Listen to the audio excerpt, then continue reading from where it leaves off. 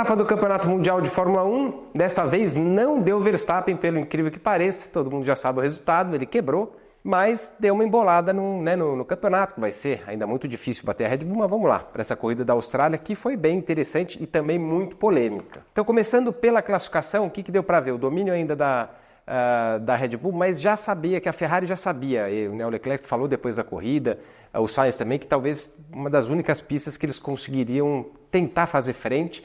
Nos treinos mostravam muito rápidos, apesar de Verstappen ter feito a pole, o Sainz sempre muito presente, o Sainz que acabou de vir, vamos lembrar, né, de uma corrida que ele não andou e andou muito bem. Sérgio Pérez, que foi terceiro, mas não foi, atrapalhou um piloto lá e acabou sendo penalizado, caindo para sexto. E o que chama a atenção da classificação foi, primeiro, Aston Martin não muito forte, né, com Stroll na frente do Alonso em nono e décimo, as Mercedes para trás e o cara da vez para mim foi Tsunoda, Yuki Tsunoda largando de oitavo. Foi a única equipe do meio do pelotão que se enfiou entre as grandes, deixando o Ricardo aqui embaixo, em 18º, o Ricardo, que para mim está com os dias contados, infelizmente. Adoro ele, adoro o jeitão dele, mas para mim o Ricardo não chega no final do ano, né, guiando na equipe Fórmula 1. Largada nada demais, Verstappen largou muito bem, né, foi tudo bem normalzinho aqui, sem nada de novo acontecendo, mas o que chamou a atenção, né, o Verstappen já ia para começar a abrir uma diferença, ele chegou a abrir 8 décimos, depois caiu para 4,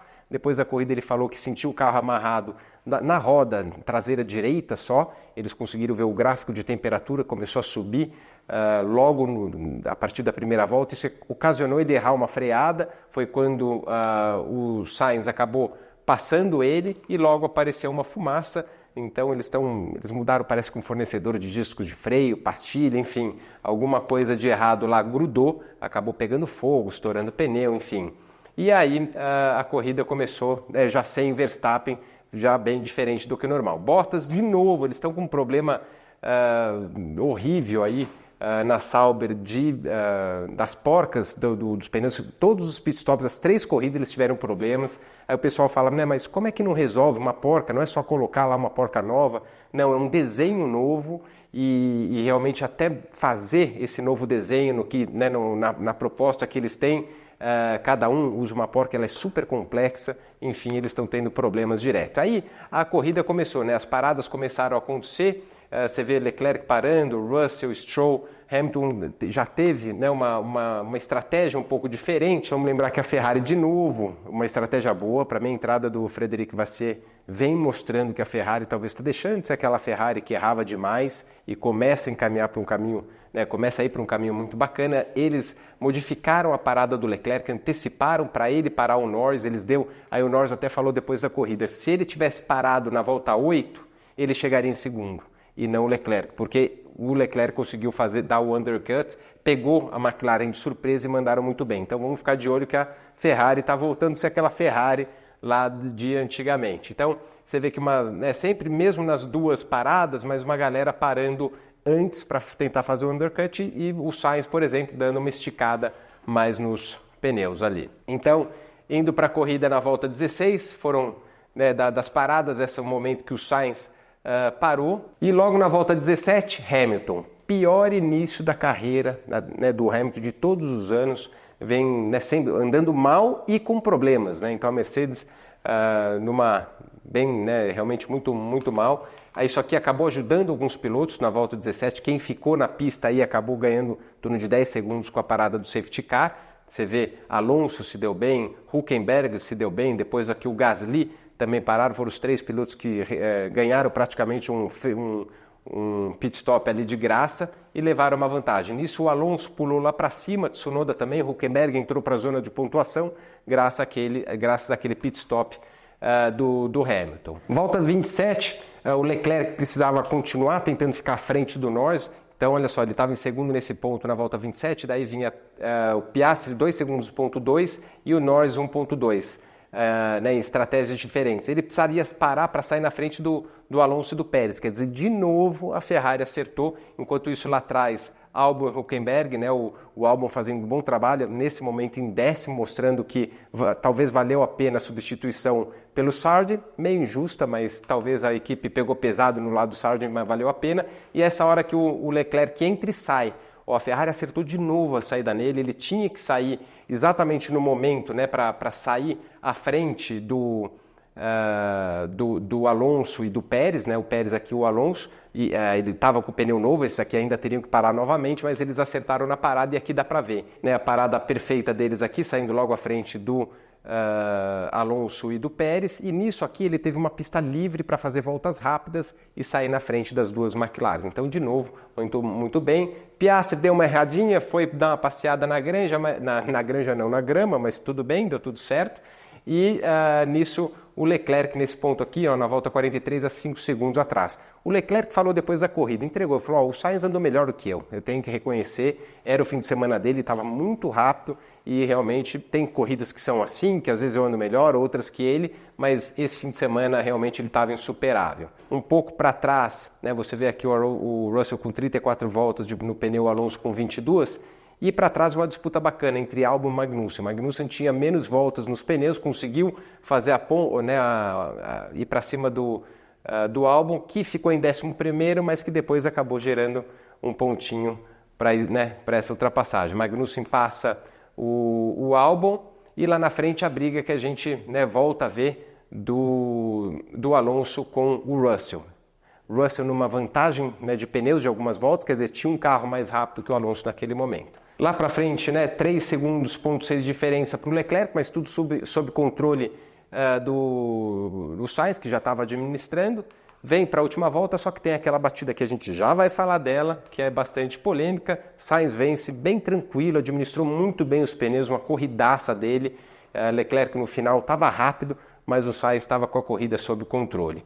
Agora, lá atrás o bicho estava pegando, né? A gente vê as diferenças, esse é o momento em que o Russell, né, a diferença que estava do Russell ali para o Alonso, de repente ele gruda na traseira, perde o controle, perde a aderência, acaba indo para a brita e virando um desespero. Quem ouviu o rádio dele, dá uma procurada no rádio do Russell, o desespero dele de bandeira vermelha, porque essa posição, se tivesse um carro rápido vindo, ia ser uma batida em T, ia daquelas que machuca muito. Então, e ele sabia que ele estava no meio da pista aqui, então ele teve alguns segundos aí de desespero.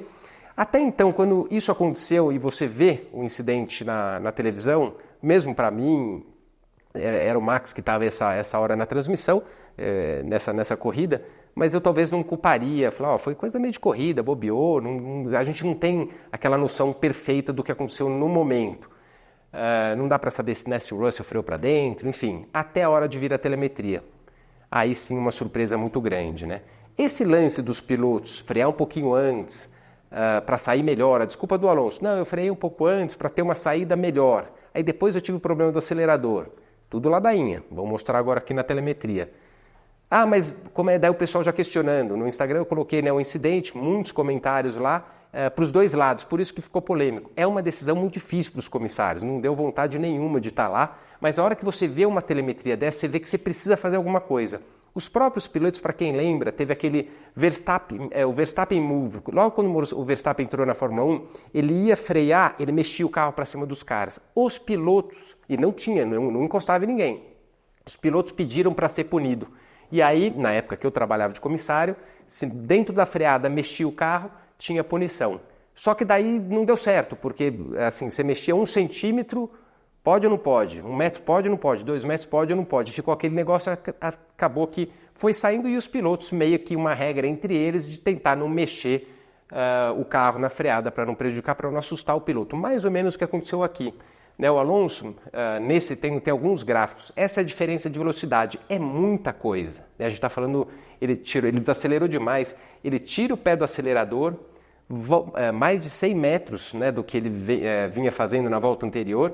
Isso aqui é ele contra ele mesmo. Aí ele volta para o acelerador, ele reduziu uma marcha, volta para o acelerador e depois acaba freando demais. Não ganhou absolutamente nada na saída. Se a gente olhar aqui, até a volta anterior ele saiu mais rápido do que essa. Depois ele falou, não, é que também não acertei, errei. O Alonso, quando a gente está indo, ele já voltou umas 3 vezes. É um cara muito bom e muito inteligente. O que ele queria fazer era tirar, realmente diminuir o máximo que desse para dar uma atrapalhada. Isso não é incomum acontecer, mas de uma maneira mais sutil. Como a distância era meio grande, ele teve que desacelerar muito para deixar o Russell chegar. Lógico, a intenção dele não era que ele sair batendo forte e tudo mais, mas era que ele desse uma escorregada e seguisse o jogo.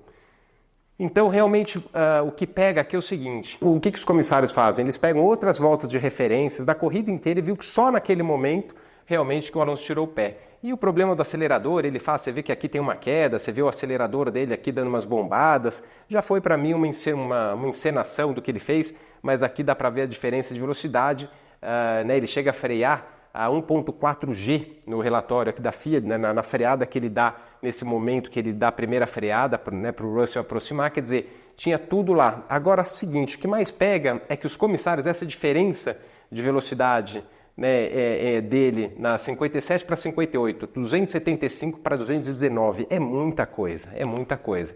Só que acontece, daí muita gente fala assim, eu li o que os comissários falavam e só falam, né, não falaram nada com nada, que não culparam o Alonso. Os comissários não podem punir pelo que acontece pós do dado incorreto, que foi a freada do Alonso. Você não pode olhar a consequência como comissário, você precisa olhar só o fato.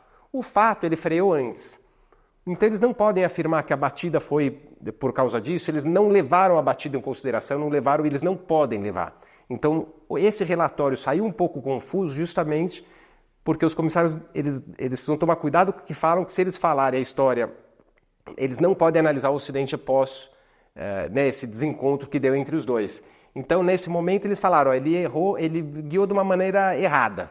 Ele não pode guiar assim. Concordo, porque vamos pensar o seguinte, todos os pilotos agora, imagina, acabou de largar, uma curva rápida, na terceira curva de uma pista, aí o cara tira o pé 100 metros antes. Ele vai causar um monte de batida lá para trás. Então, vai ter que ser analisado agora, caso a caso, de uma maneira que um pouquinho ok, mas o que o Alonso fez foi demais. Então, achei que a punição foi correta, mas uma forma ao mesmo tempo que vai ser muito difícil os comissários analisarem até onde pode ir. Porque se eles falarem isso não foi nada, pode fazer, isso vai fazer um efeito cascata aí, que daqui a pouco todo mundo vai estar guiando assim para atrapalhar quem vem atrás e vai ficar muito perigoso. Os próprios pilotos não querem isso. Então, no caso do Alonso, ele deu as desculpas dele. Então, assim, um assunto novo, né? O Alonso cutucou num pontinho, numa ferida ali, talvez que mexeu um pouco, isso vai dar o que falar ainda os comissários, mas o fato é que ele acabou sendo punido com um drive-thru, no final da corrida não deu para ele parar, somaram 20 segundos. Então ele acabou caindo, né, de sexto para oitavo. O Tsunoda, de novo, sétimo lugar, muito impressionante o Tsunoda aí. Leclerc em segundo, as duas Ferraris, né, com Norris em terceiro, Piastri em quarto. Pérez, uma corrida apagado, o Pérez também fica de olho aí que daqui a pouco ele perde o assento. E com o Alonso caindo depois para oitavo, Stroll, Tsunoda, Hülkenberg, Magnussen, muito legal, os dois carros da Haas pontuando.